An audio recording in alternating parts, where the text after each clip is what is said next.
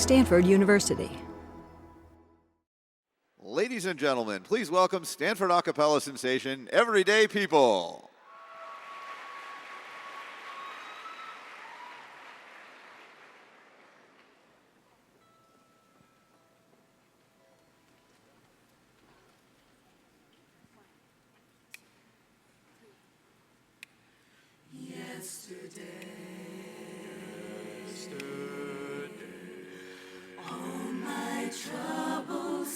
So far away. Now it seems as though they're here to stay. Oh, I believe in yesterday. Suddenly,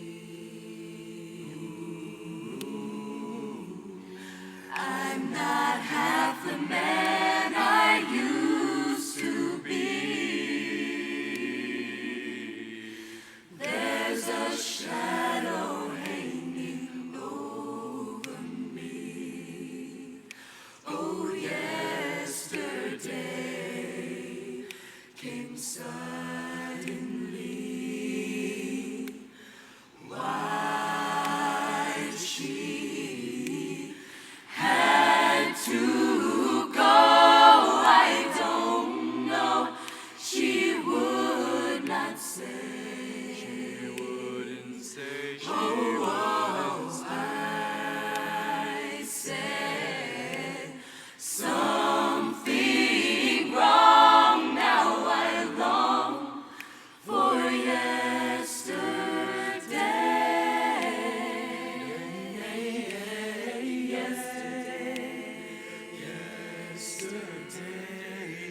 Love was such an easy game to play. Now I need a place to hide away. Oh, I believe in yesterday. I believe in yesterday. Whoa, I had to go. I don't know. She would not say. I said something wrong. Now I long for yesterday.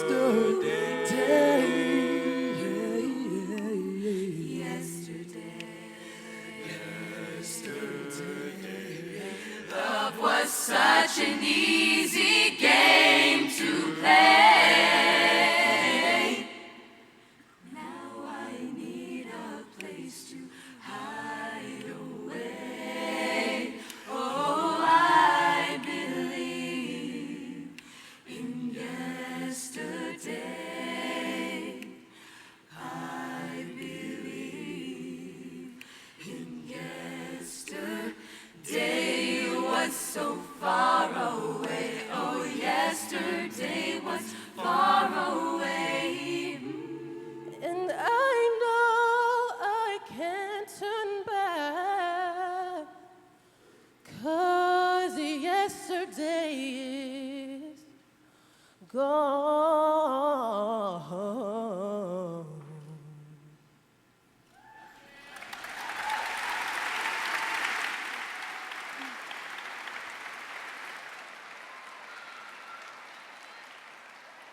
This next song is called Thank You. On behalf of the class of 2011, we'd like to thank our family and friends for supporting us, and for everyone at Stanford who opened our minds and helped us through.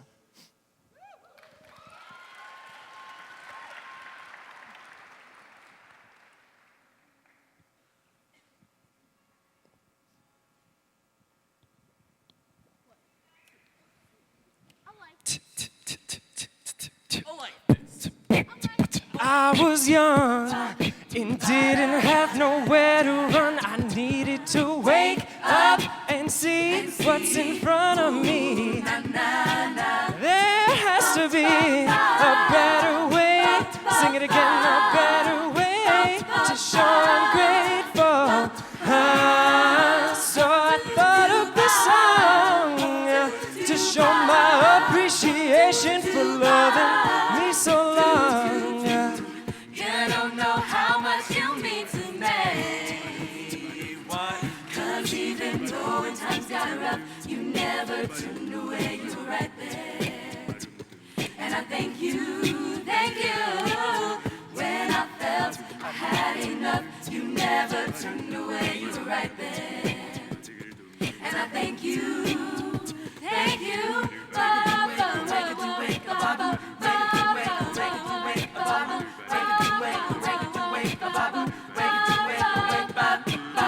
All through my life I knew that you mean the world. Knowing everywhere I go, things you taught me they would show.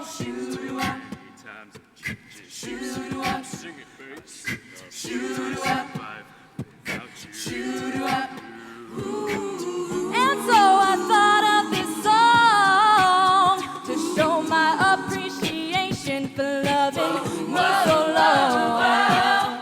You don't know how much you mean to me. Yeah, what? Cause even though when times got rough, you never turned away, you were right there.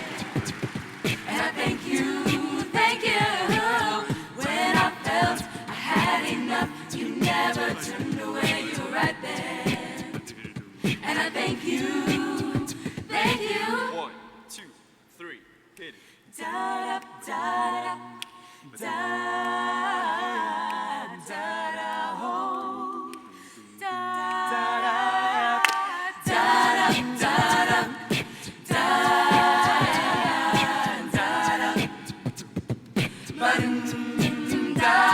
Oh, like this. Cause even though when times got rough, you never turned away, you were right there. And I thank you. When I felt I had enough, you never turned away, you were right there. And I thank you. Cause even though when times got rough, you never turned away, you were right there. And I thank you. When I felt I had enough, you never turned away, you were right there. And I thank you.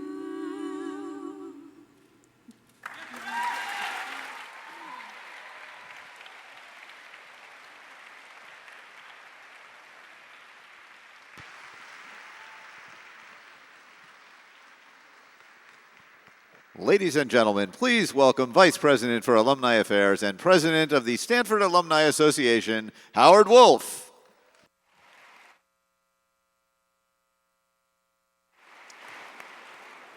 President Hennessy, Mrs. Hennessy, Provost Etcheverry, Mrs. Etcheverry, the fans in this crowd of Stanford's Provost and those who have no idea what a Provost does, members of the class of 2011, those students who are absolutely certain they have the credits to graduate tomorrow, those who aren't quite sure because they forgot to access their numbers on Access this morning, and those who are unfortunately sure they don't have the required number of units but haven't yet mustered the courage to tell their parents. Family members who are Stanford graduates, Stanford grads who can't find their families, and family members who are trying their best not to be found. Faculty members, administrators who wish they were faculty members who like it just the way it is, and guests who can't figure out the difference between faculty members and administrators. Board of Trustees Chair Leslie Hume, current university trustees, those here today who would very much like to be trustees, trustees emeriti who used to be on the trustee board but now have a fancy title instead, Trustee Emeritus Peter Bing.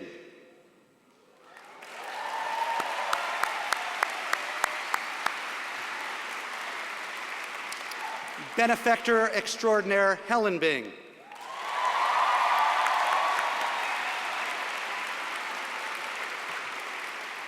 and all those who count our lucky stars that brings grace our university with their generosity and kindness, and everyone in this arena today who answers to that very special cardinalian call, O Levin. On behalf of the university, the Stanford Alumni Association, and 205,000 alumni living around the world, I welcome you to Class Day 2011. And a special welcome to the Class of 2011 Award of Excellence winners with us here today. This award is presented to a small cadre of graduating seniors who have demonstrated a sincere commitment to the university through involvement, leadership, and extraordinary Stanford spirit. The names of these seniors are found on the back of your program. Congratulations to you all.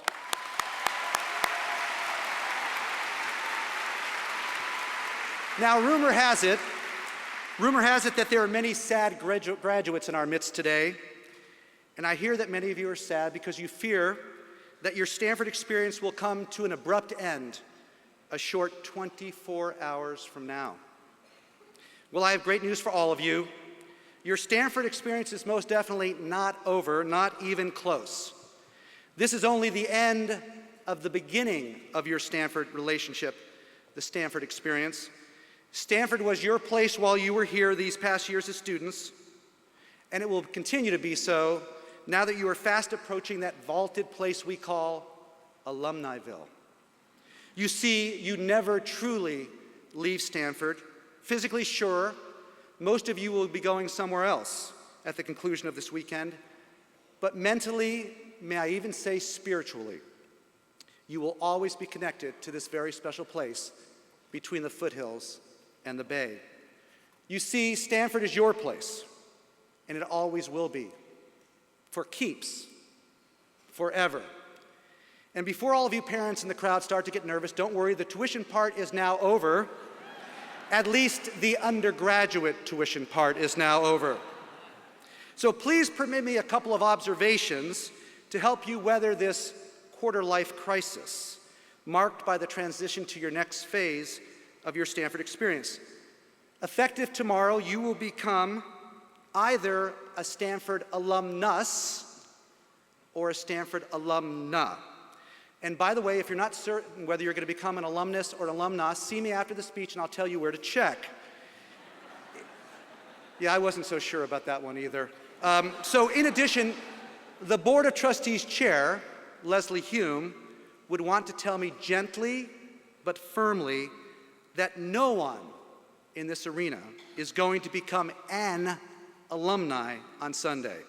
Understanding that the vast majority of you did not take Latin while here at Stanford, consider yourself forewarned. In any case, effective tomorrow, you will be the university's newest class of stakeholders. As such, I have something important to share with you. I am not going to tell you to follow your passions, or chart your own course, or march to the beat of your own drummer, or follow your dreams, or even express your inner spirit. I will defer to others to share these standard commencement mandates with you. Instead, I am going to implore you to do one thing as you leave Stanford. Quite simply, stay connected to each other, to those you will meet who have preceded you at Stanford and those who will follow, and of course, to the university itself. If you stay connected, you have a stake. If you have a stake, you have a voice. If you have a voice, you can help to shape Stanford as it changes over the course of the rest of your life. And in so doing, you can have a real impact on the trajectory of this university that fundamentally exists to make the world a better place. What more motivation could anyone need? There are countless examples of alumni who stay deeply connected to Stanford and clearly impact the direction of our beloved university. There are also scores of students who have a tremendous impact on the university community each year. Some of these students, however, go above and beyond the call of duty, demonstrating a commitment to Stanford that is simply unparalleled. So please allow me to turn to this topic for a moment. The Alumni Association recently created an award to recognize outstanding achievement outside the classroom on the part of a Stanford student. This award recognizes outstanding performance in the world of extracurricular activities that have made a significant impact on the Stanford community. After much discussion and debate, including 7 all-day brainstorming sessions, we elected to call it the Outstanding Achievement Award. This year we have 2 recipients of the Outstanding Achievement Award and recognize the following 2 seniors for their accomplishments: Sarah Flynn and Payman Forohar. Could you please stand and be recognized?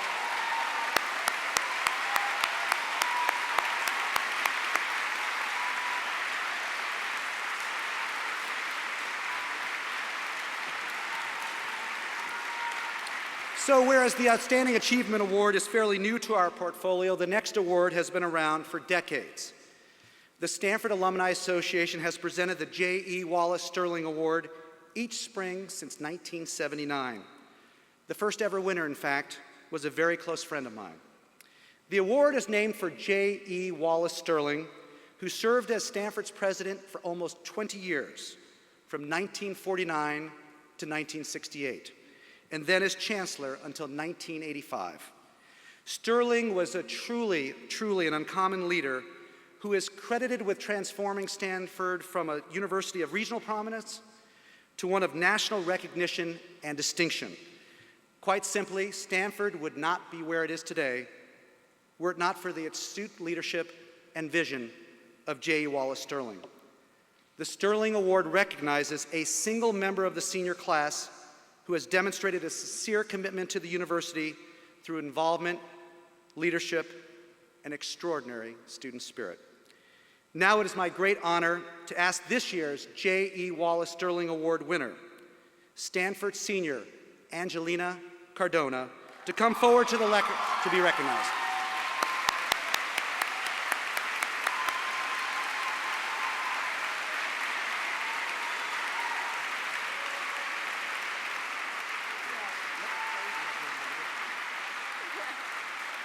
So as Angelina holds her citation, I will read it to you. For her tireless work on behalf of all students in the Stanford community, fueled by her unstoppable desire to serve the university and improve student life, broadly defined, for serving as the ASHU president during a year of daunting challenges, exercising her influence judiciously behind the scenes as bridge builder, ambassador, and advocate, for her willingness to tackle tough issues, from safety and security on campus to the return of ROTC, with discretion, sensitivity, and a thorough understanding that communities are nurtured by honest and open discourse, for acknowledging that within this beautiful bubble we call Stanford, there are many life stressors, and for developing creative solutions to further the cause of student wellness on campus, and for being an old soul, wise far beyond her years, applying a rare contribution of drive and graciousness, as well as perspective and passion, in service to this special place between the foothills and the bay, where the Stanford spirit was born in her. Angelina Cardona, member of the Stanford class of 2011, is hereby designated recipient of the J.E. Wallace Sterling Award. Congratulations, Angelina.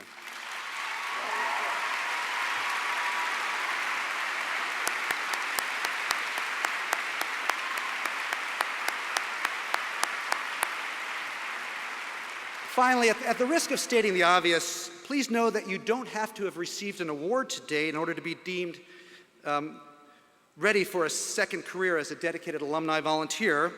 To the contrary, we are an equal opportunity provider of alumni volunteer roles and invite one and all to be a part of this international community of dedicated alumni volunteers in service to their alma mater.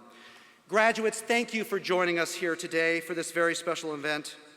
Most importantly, thank you in advance for all we know you will do to stay connected to each other and to Stanford. On behalf of the university, I officially welcome you to the ranks of Stanford's most distinguished alumni body. We are, beyond any shadow of a doubt, stronger with your inclusion. Now, ladies and gentlemen, it is my great pleasure to introduce someone who truly needs no introduction on this campus, but who most certainly deserves one, as well as our tremendous appreciation. He is a beloved teacher and scholar of philosophy and logic whose influence spans the globe. He is an accomplished administrator and leader whose name surfaces every time any highly selective university in this country starts looking for a new president, but who tells all who will listen that he already has the best job in higher education. He is not only a Stanford alumnus, but the son of a Stanford alumna and the father of a Stanford alumnus who is now back again on campus as a graduate student. Most importantly, his love for this institution is deep, abiding, and without compare. Ladies and gentlemen, please join me in a warm Stanford welcome for Stanford's Chief Academic and Budget Officer, the University Provost, John Etcheverry.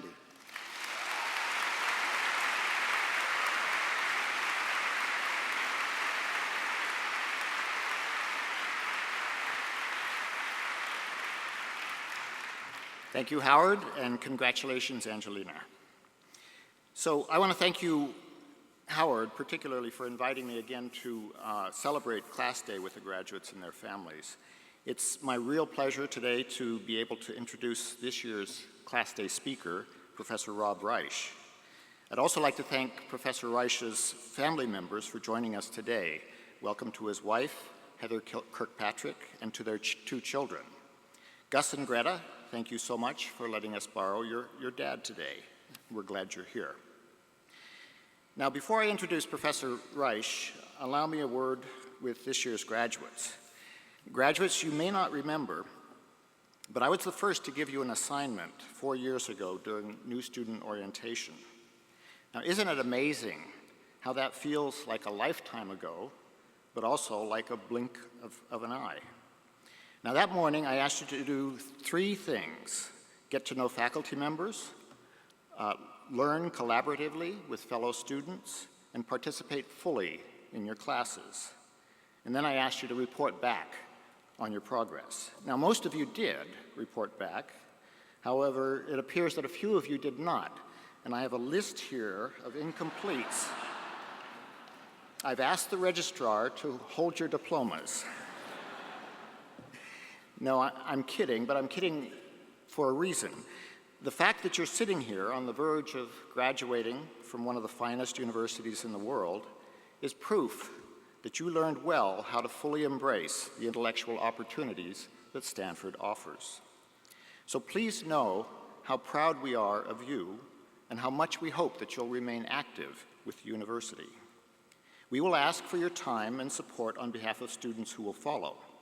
I hope that you will respond, as have the generations before you.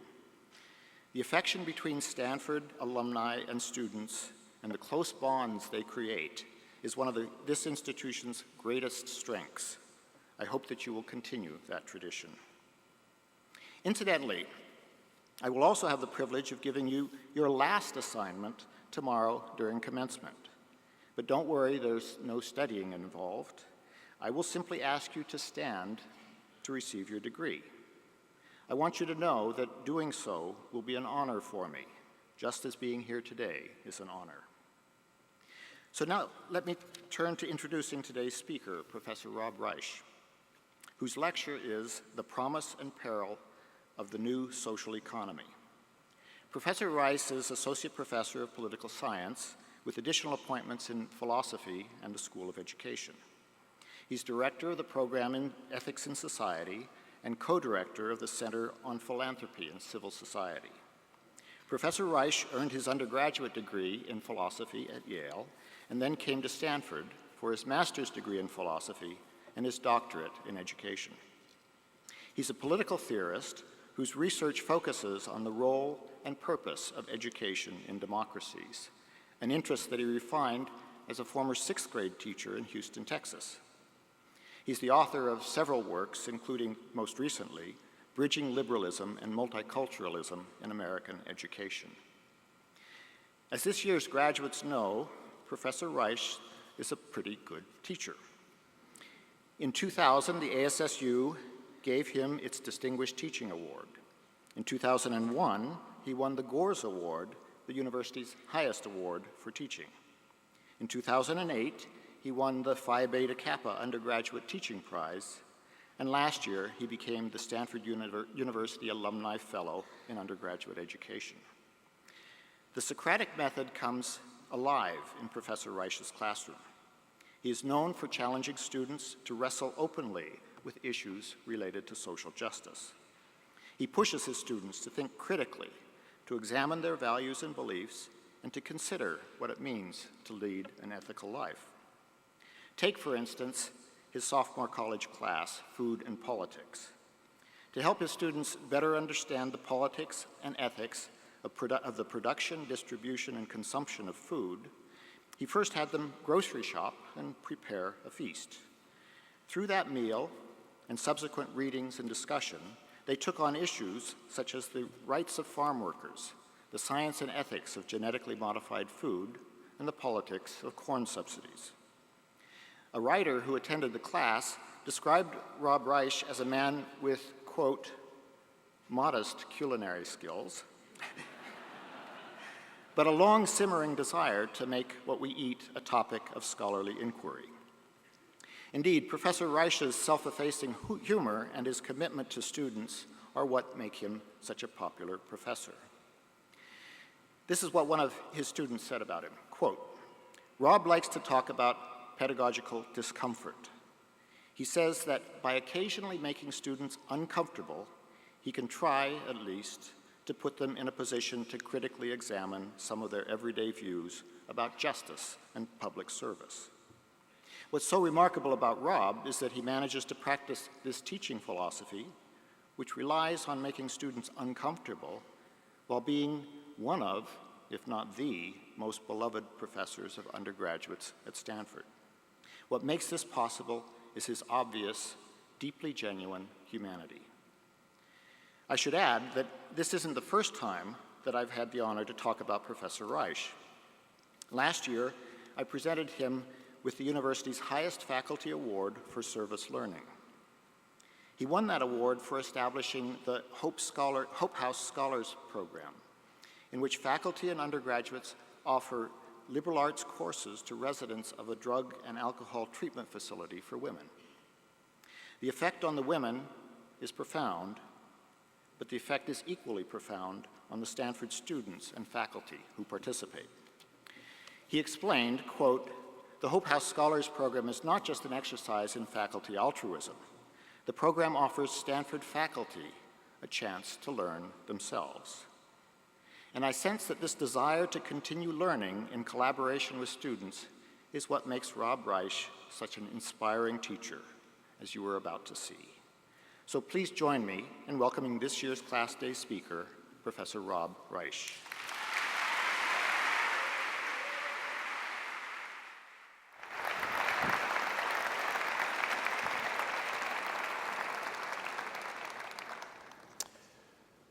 Welcome graduates, family, and friends, and thank you, Provost Etcheverry, for that kind introduction. Thank you to the class of 2011 and the Alumni Association for inviting me to be the Class Day lecturer. It's a genuinely unexpected honor. As several of my predecessors in this role have said, it's also a really unexpected and frankly amazing thing for a professor at the university to walk out on a basketball court and receive applause. So thank you for that too. Second, despite the really generous introduction by the provost, I want to apologize to those of you in the room here today who came thinking that you were going to get an address by Robert Reich, the former Secretary of Labor in the Clinton administration. Same name, different guy. And for the political junkies among you, you will know what I mean when I say that while I am lesser in stature, I'm greater in height. Finally, the provost also mentioned that my family's in attendance. This is only the second time that my kids, who are now 7 and 9, have ever seen me give a lecture, ever seen Dad at work, as it were. The first time didn't go so well. Parents will understand this. It was a much smaller audience, a much smaller room, but as I got started, my son was begging to leave. He was super bored.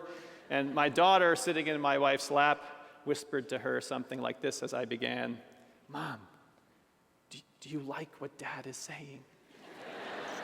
And my wife kindly said, "Yes, sweetie, I like it very much. I think he sounds really weird." So, while I hope for your sake to give a good lecture today, I'm also hoping to impress my critics at home. Let's begin. The title of my lecture is The Promise and Peril of the New Social Economy. And you may well wonder what that means. What in particular do I mean by new social economy? Now, I do not mean what you might suspect, a graduation speech about social media, about how people, young people especially these days, interact all the time with each other online. A phenomenon, incidentally, that we professors are very familiar with from our classes. Come to think of it, it's probably happening right now. Stanford is actually facilitating this these days. I think this is the first year that Stanford has officially recommended, somewhere in the brochures you receive, a hashtag @Stanford11 for social media addicts. And tomorrow, you can upload photos from a cell phone to the Jumbotron in the football stadium. Amazing, but no, this is not a lecture about Facebook or Twitter or hashtags. By new social economy, I mean something different. I mean the broad new landscape of organizations that seek to produce social benefits. The exciting fact about the world you graduates are about to enter is that there are many novel and innovative ways for people to do good, to promote social causes, and produce public benefits. There are new enterprises, new revenue models, and new modes of thinking. The buzzwords are probably familiar to you: social entrepreneurship, social innovation, social enterprise, impact investing, the double or triple bottom line of financial and social returns, venture philanthropy, social return on investment. There are many ways to do good. And in this lecture, I will try to convince you that we live in an era of enormous innovation and ferment in the means by which people and the groups and organizations they form can do good in the world. This innovation brings along with it great promise, but also, I'll hope to show you, some real peril. I'm by training a political philosopher, and a secondary aim of this lecture is to show you why thinking about this topic, why thinking about the new social economy, leads to deep and important questions about political philosophy, in particular, about how to structure a flourishing society. So, with that by way of introduction, let's dive in. My simple proposition is that we live in an era of enormous innovation in the means to produce social benefits, locally, nationally, globally. I'll illustrate this innovation shortly, but to see why this amounts to a new social economy, it might help to step back and think, as a political philosopher is inclined to do, about what constitute the basic building blocks of a well-functioning and flourishing democratic society. Here's the simple and traditional answer. A well-functioning and flourishing democratic society is composed of three distinct sectors: the business or for-profit sector, the government or public sector, and the social or nonprofit and philanthropic sector.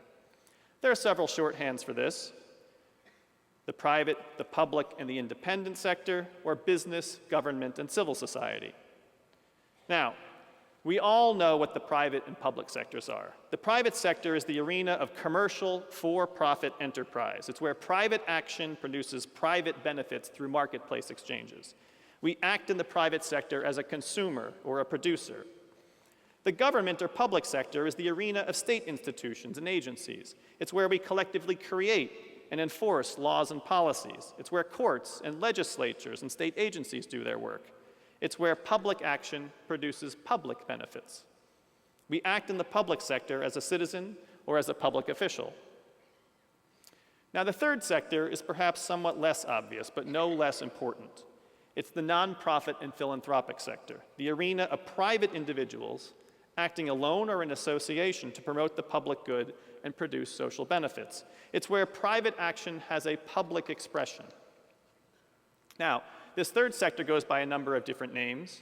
It's sometimes called civil society, or the associational sector, or the nonprofit and philanthropic sector, the independent sector, the voluntary sector. In short, the social economy. The essence of it is this. The social sector is a sphere of activity where people, apart from government and business, individually and collectively pursue the public good. Alexis de Tocqueville, the famous French observer of American society, captured the idea of civil society well when he visited the United States in the 1830s.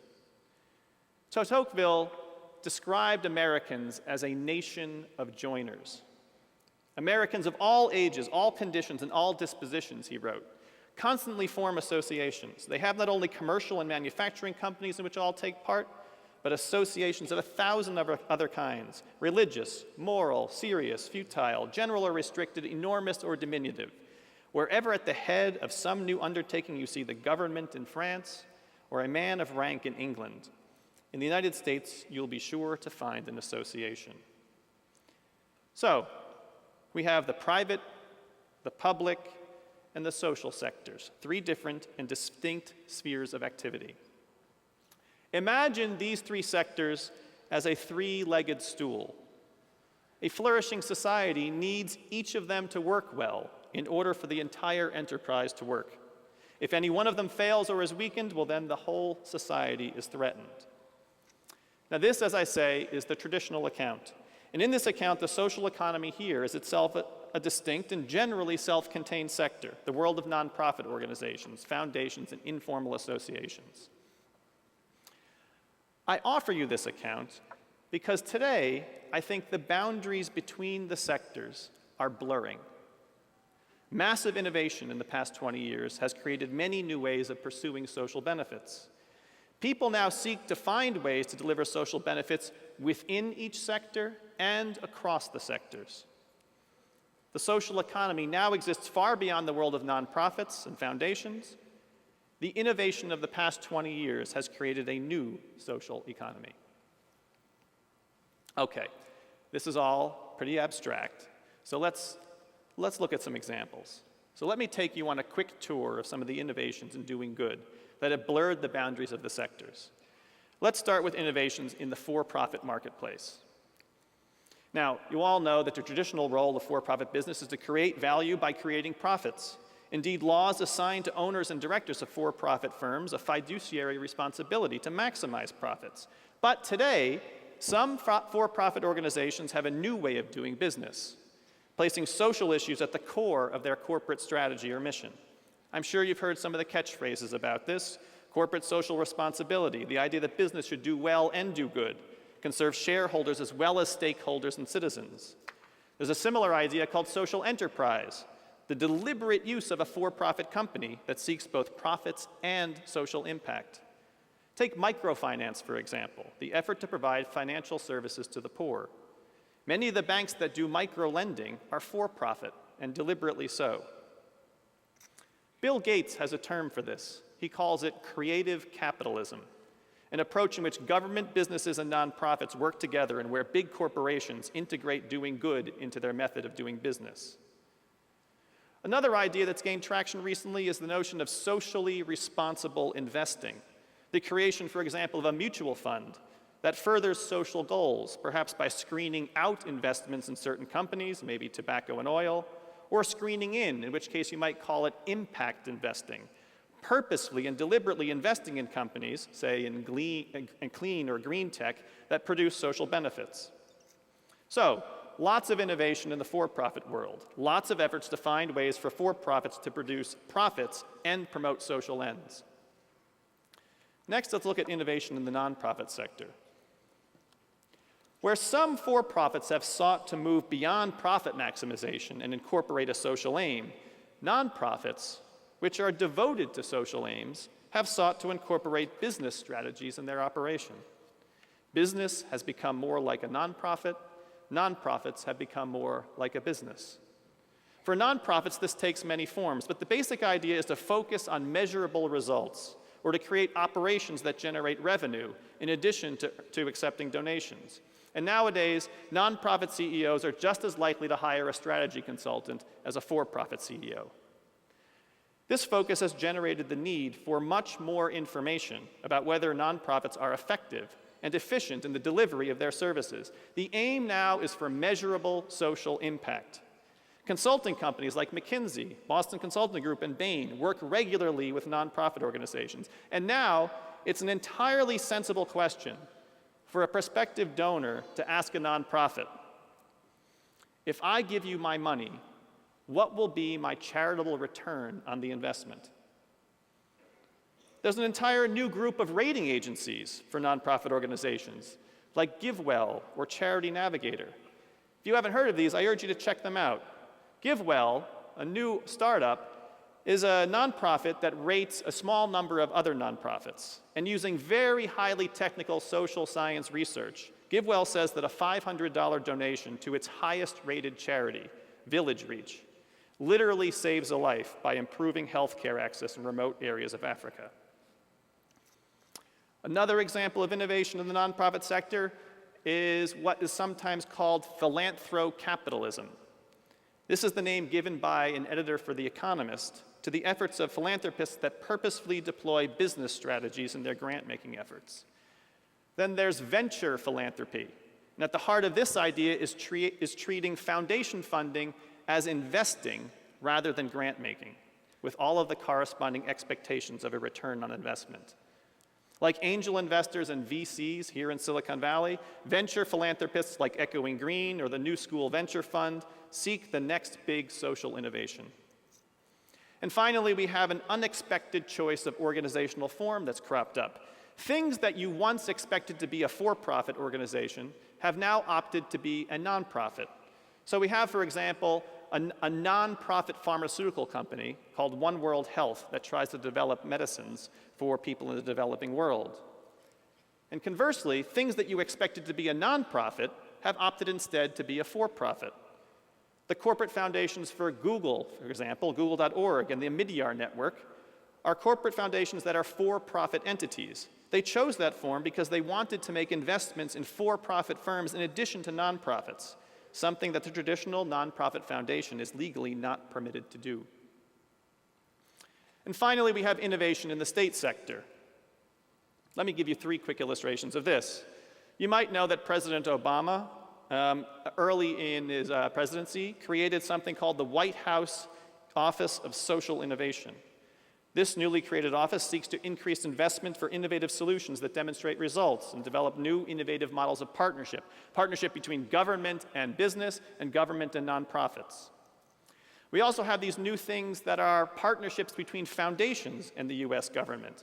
The Department of Education in particular has championed this recently. There's a thing in the US Department of Education called the Investing in Innovation Fund, or I3. 12 different foundations, including the Gates Foundation and the Hewlett Foundation, contributed $500 million to the US Department of Education for that. Now there's a genuinely novel idea: foundations making grants to the federal government. There's also something called a social impact bond. The idea of a social impact bond is to create a new way of financing social services that are innovative. Now, any tour of innovation that blurs the boundaries of the sectors can't help but mention the role of technology as well. Technology has changed what's happened in every sector, of course, but it's also changed the way that people and organizations can have a social impact. I want to mention a few of these as well. The White House, in addition to having an Office of Social Innovation, now has a Chief Technology Officer. The Chief Technology Officer has a lot of responsibility for championing something called open government, the idea that we put online massive data sets, things that the government has at its disposal in an effort of transparency and to allow other people to use the data in whatever way they wish. We have an organization called Civic Commons, a nonprofit that helps government build and use shared technologies to improve public services. It works with government agencies to make available public data. So, for example, San Francisco released all of the data about its public transit systems online, and now for-profit organizations have created iPhone applications so you can figure out how to get on BART or Muni very quickly. You all know about Teach for America, I'm sure? Now there's something called Code for America, where software programmers and engineers can apply to work not in public schools, but for city governments. There's Kiva, use the web to fund an entrepreneur around the world. There's the Arab Spring and the social media revolutions we see happening before us, before our eyes in the Middle East. There's something at Stanford called the Liberation Technology Initiative. And outfits like Mobile Medic seek to use cell phones and mobile text messaging for development aims. And finally, a really simple example, something I'm sure many, perhaps all of the people in the room are familiar with. You can now use your cell phone in some cases to make a charitable donation. In the wake of the earthquake in Haiti or the tsunami in Japan, the American Red Cross made it simple, simply to send a text message which would amount to a $25 donation to the American Red Cross. So, the upshot of all of this, we have massive innovation in the for-profit, nonprofit, and government sectors in the attempt to bring about social benefits, the blurring of the boundaries of these sectors. So my proposition is that this landscape constitutes a new social economy.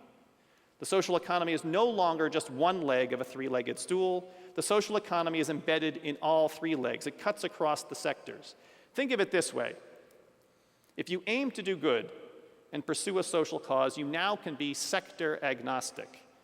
Doesn't matter what sector, public, private, or civil society you enter. That's an amazing new world, and quite possibly a brave new world. So far, I've given this tour of the innovation with an emphasis on the promise of the new social economy. But now I want to shift gears slightly. I want to try and show you why all this innovation is also perilous. Why we might not celebrate all this innovation.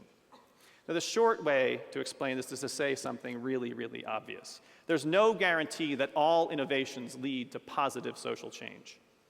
Innovations may be creative destruction, but destroying what's old does not inevitably bring about something better. Indeed, sometimes innovations can create positively bad outcomes. The Chevy Corvair comes to mind, or DDT. What is it that helps us sort out the productive and beneficial innovations from the destructive and unhelpful ones? What will structure the innovation and blurring of the boundaries that we see? Answering this question, again, leads us to think somewhat like a political philosopher. It invites us to think about the overarching framework of law and public policy that structures innovation, especially within and across the three sectors. The framework within which innovation takes place is enormously important. But rather than argue this in greater detail, I want to tell you two stories that will illustrate this point. Both of these stories come from my experience teaching here at Stanford. They come from a class about 2.5 years ago in the fall of 2008. Remember, the fall of 2008 was a somewhat momentous moment. It was the presidential election. We had in the United States a war on two different fronts, and there was the global financial meltdown. This class I was teaching had about 250 students in it. Some of you here in the room today probably were in the class. And because there was so much of interest going on around us in the world, we wanted to schedule some additional time in class to try and talk about what was happening. One of the things we did was we had people in from the military and from the Hoover Institute to talk about the war on terror. And we asked them to try and explain to us the challenges of the war on terror today. They said something very interesting. They said that 20th century warfare was warfare between states, state against state, soldiers and armies of one country against soldiers and armies of another country. But 21st century warfare was what they called asymmetrical. It was a nation state against a non-state actor. It was the United States against terrorists. It was soldiers and armies, not against other soldiers and armies, but against enemy combatants. It was war that had innovated in the 21st century against terrorism. And the war on terror was unlike any other war we'd fought, they said. We now had a 21st century model of warfare with a 20th century framework for prosecuting the war, for governing the war. The war on terror, they suggested, would need different rules, would need different policies, and quite possibly would need an entirely different military. We needed a new set of policies to prosecute the war. And interestingly, at the end of the class, they said in complete earnestness, it was a magnificent moment. They looked out at the room and they said, to be frank, to all the students, the 40, 50, and 60-year-olds who are currently in charge in the military and work in the government, they're too saddled and weighted down by the old expectations, the old categories of thought. They're not going to be the ones who are going to come up with the new structures to prosecute the war. That really, they said, was going to have to fall to you, the 20-year-olds in the room. Winning the war on terror and prosecuting it in a humane way was the responsibility, they said, of the undergraduates in the classroom. Second story, October 2008, those of you who might remember it well, the midst of the global financial meltdown. So once again, we schedule a special class session to discuss what's going on in the world around us. We bring in the dean of the business school, a very prominent venture financier, and a private equity investor. And they're up on the stage, and we ask them to start the class with just a very simple question. Can you please explain what caused the crash? That's what you get to do when you're in a classroom like that. So we had them there, and they said, in a way that was not scripted with what we had done with the people on the military question, they said, well, the answer about what happened is that we had 21st century innovations in finance with a 20th century policy and regulatory framework. The fault was outmoded public policy. What I think they meant by that, and they went on to explain this, was that in the 1990s and 2000s, Wall Street and banks had created new and complex financial instruments. You know the names of some of these: subprime mortgages, asset-backed securities, credit default swaps, derivatives. Let me make sure I read this one right. Synthetic subprime mortgage-backed collateralized debt obligations. They say that academics talk in jargon. Some of these innovations, as we all know, were a bad idea.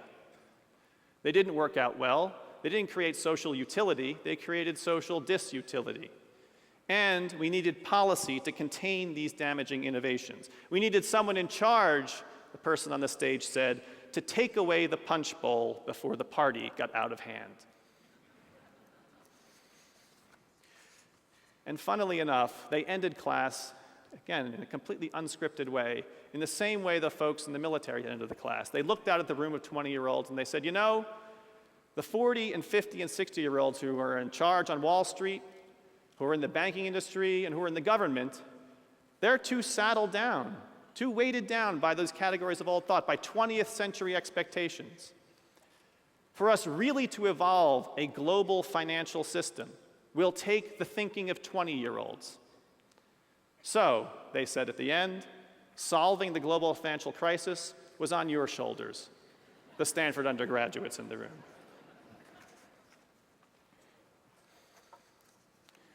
So in short, if you combine 21st century innovations in finance and in warfare with an outdated 20th century policy framework, the result can be combustible. It can be dangerous. I tell these stories because I think they offer us a lesson about the new social economy. For what we see before us today is 21st century innovation and the means by which to do good, to produce social benefits with a 20th century public policy framework. The blurring of the boundaries between state, for-profits, and nonprofits, overlaid by rapid technological innovation, has fundamentally altered how, where, and by whom social change happens. This is the 21st century innovation in the new social landscape. But this blurring of the boundaries is stressing our existing laws, regulations, and expectations. It's threatening the three-legged stool. Just as we need 21st century policies for global finance and the war on terror, we also need an updated 21st century policy framework for the new social economy. But in the United States, the last time we had any significant update to the framework that guides nonprofits and foundations is 1969. And the general framework for nonprofits was set up back in the wake of World War II. Our public policy framework, the basic architecture of providing incentives for what generates positive social change and disincentives for what generates negative social change, is aging and outdated.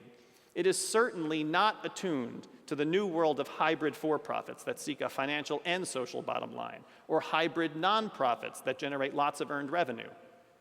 The rules that govern and guide the use of private resources for the public good are lagging far behind the reality of how and by whom these goods are produced and financed. Now, I don't really wish to paint a doomsday scenario for you, leading you to think that an outmoded policy framework for producing social benefits leaves us on the verge of something like a global financial meltdown. But I do think there are a few worrisome trends on the horizon. I want to give you 3 quick examples, canaries in the coal mine, perhaps.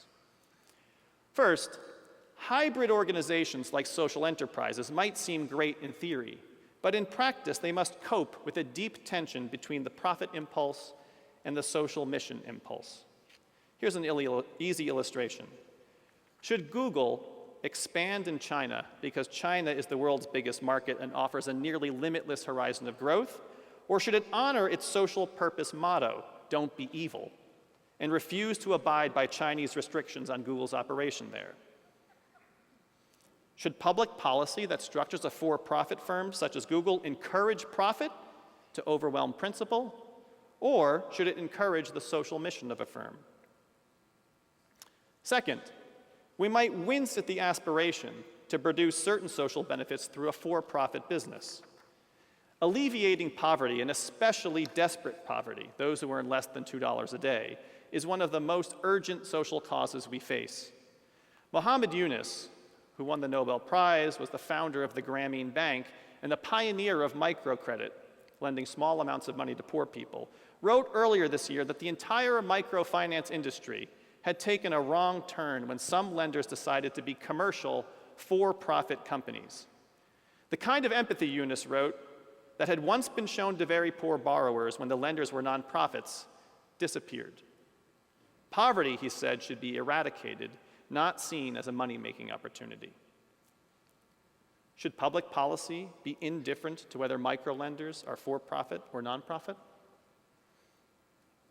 Third example, the new expectations that we have today about social impact in the nonprofit world can upend and maybe even distort our expectations of charitable giving.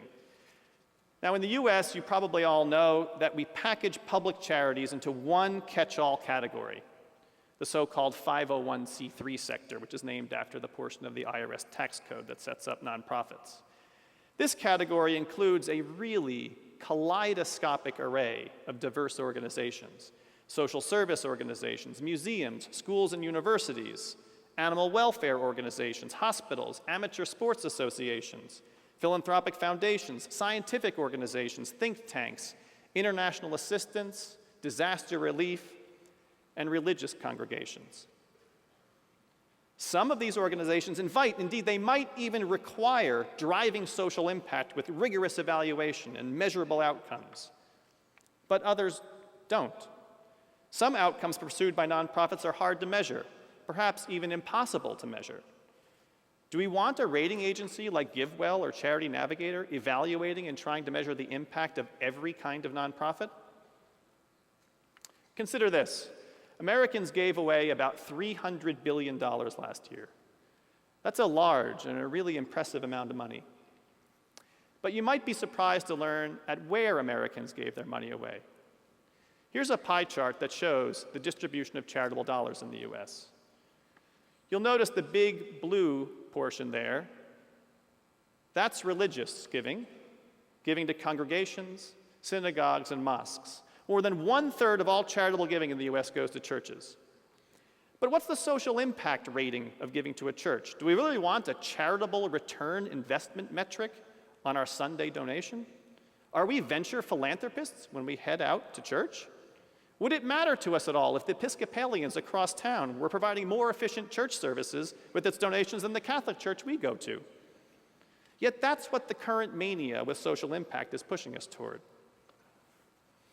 Should public policy package all 501c3 public charities, like churches and everything else into just one category? Or might we differentiate and create different categories with different incentive structures for different kinds of nonprofits? Okay, I come to my conclusion. What does this brave new social economy mean for you?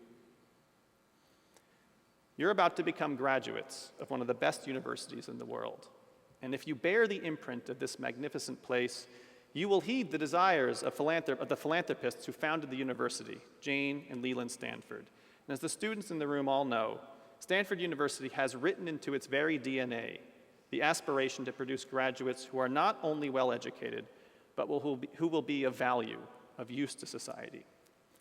Back in the 1880s, when Jane and Leland Stanford were exploring how to honor the memory of their only child, they consulted with a lot of prominent people, including the presidents of other universities. And at the end of the day, they deliberately sought to avoid the model of our East Coast peers.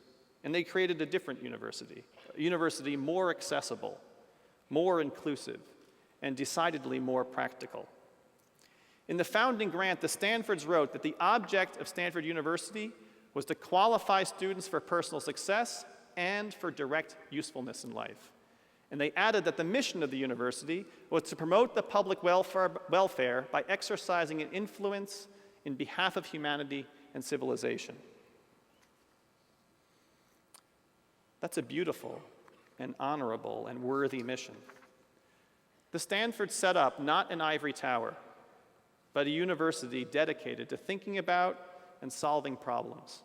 A university dedicated to producing graduates who are directly useful and who promote the public welfare. Which is to say, if you seek to honor the Stanford mission, you seek more than personal enrichment and private gain. You seek more than ivory tower learning. If you honor the Stanford mission, you will seek to do good in the world, to be of social value. Receiving a diploma from this place confers on you enormous distinction, but it also places on your shoulders the responsibility to do good for society. But now, you graduates must confront a question. You wish to do good, but what sector should engage your talent? Should you work for a for-profit, a nonprofit, or the government, or for a profitable nonprofit, or an unprofitable grant-taking for-profit, or a for-profit foundation that makes grants to the government, an international NGO, a multinational organization, a social venture fund, or a for-profit or nonprofit consulting firm? In the new social economy, it's true, your options are greater than ever. And truth be told, we 40, 50, and 60-year-olds need you more than ever. We older folks in the room are saddled by the baggage of old thinking, the weight of old categories of thought. We need you not only to be social entrepreneurs, but also to be philosophers, to think about what will structure the innovations that you and your classmates will bring about. So on this weekend at Commencement, as you commence the next stages of your life, remember this: your education here has not been frivolous. It has qualified you for personal success, yes, but not to put too much pressure on you. We adults are counting on you to solve the global financial crisis, to figure out the war on terror, and to come up with the governance structure of the new social economy. Is that a heavy task? It is indeed. Is that too serious a thought to end on? Perhaps, but for this, I do not apologize, for the thought is completely sincere. We need you. I wish you good luck and Godspeed.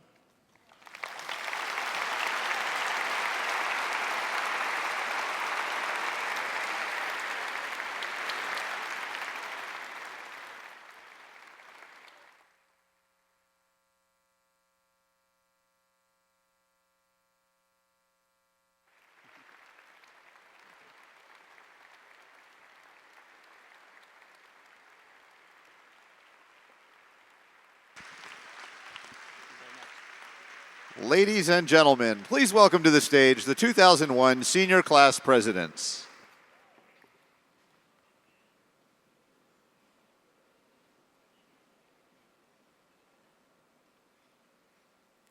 While Stanford students have accumulated an array of stereotypes over the years, the one that is most relevant is known as the Stanford Duck Syndrome. On the surface, we look calm and in control, but under this placid exterior, we, like ducks, are paddling furiously to stay afloat. We are lucky enough to study in an environment that encourages us to follow our passions, to dabble in a myriad of different disciplines, and to take full advantage of all of the opportunities that our university has to offer. After all, at Stanford, we don't have to, we get to. With intellectual curiosity and undeniable drive, we both internalize and exhibit this mindset in all of our endeavors. We take the maximum units allowed per quarter and petition to take even more. We play a varsity sport and are a member of a fraternity. We forego sleep for days to write a groundbreaking paper while still managing to attend meetings. However, while we definitely work our tails off, we still find the time to enjoy ourselves. After all, while we were cognizant of the unparalleled academics and opportunities available at Stanford, we made the decision to come here for a distinctly different reason: to experience and to enjoy the unique culture of this incredible university. We came here to go fountain hopping, to dance at the Stanford family's mausoleum, to kiss the kid we've always had a crush on in our IHUM class at Full Moon on the Quad, and to experience the irreverence of the band. The thread that binds every single student here is a unifying binary of work hard, play hard. Regardless of whether we are Greek, an athlete, an artist, an engineer, or a bona fide fuzzy, we all embody the idea of working hard and playing hard, and no one does it better than the class of 2011.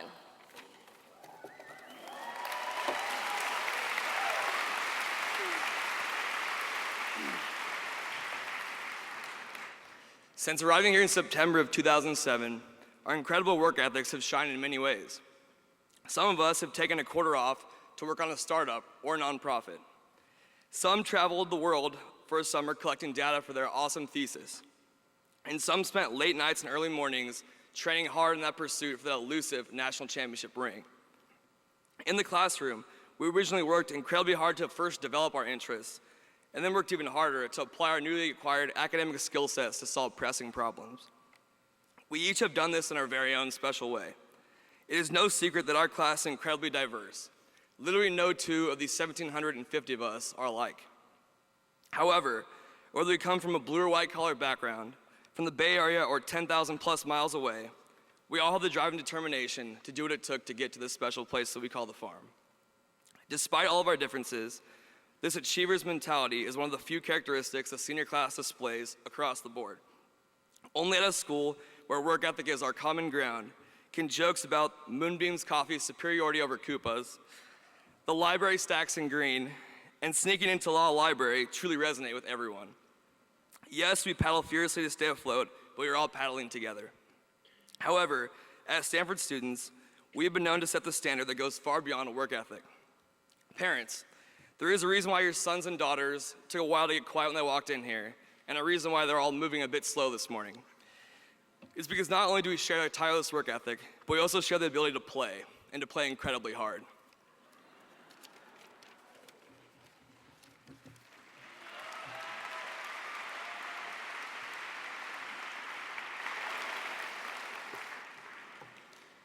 Our work hard, play hard ethic has perhaps never been tested as much as it has these past few days of graduation weekend. Coming out of a marathon of our 12th round of final exams and jumping straight into commencement activities, we've been running from graduation parties to family parties, from senior dinner on the quad to 8:30 a.m. baccalaureate rehearsals.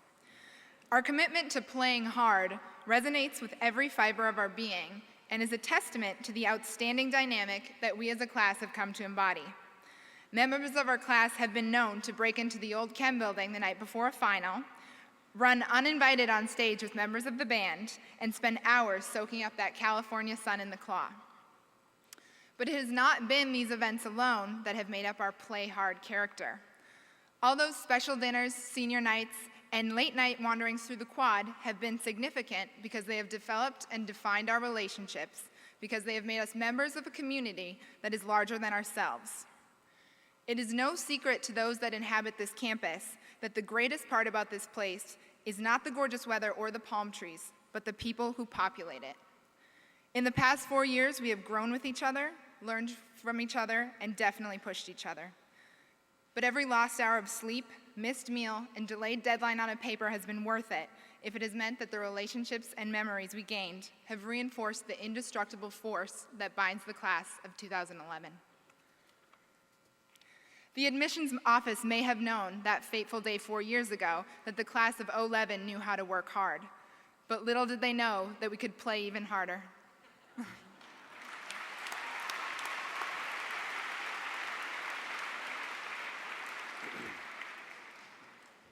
As our 4 years here on the world's greatest playground come to a close, we must embrace the challenge to work even harder to ensure that the friendships and relationships that have been so important to our time here continue forever. Whether you are staying in the Bay Area or traveling across the world to start a very new life, always know that you carry with you the impenetrable bonds of the Stanford class of 2011.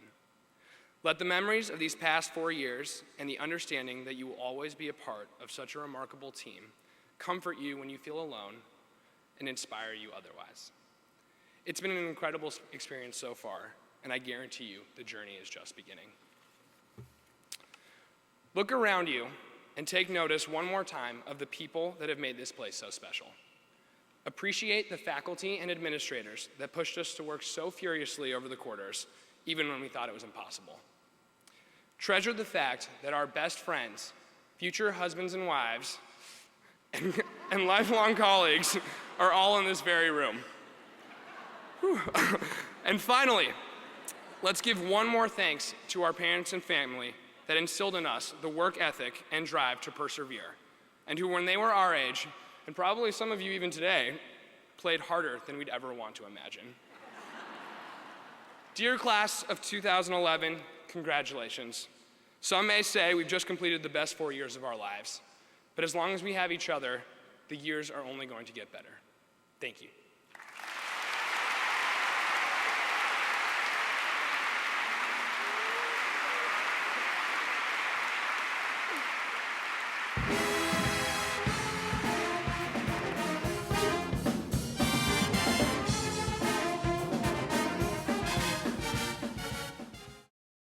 For more, please visit us at stanford.edu.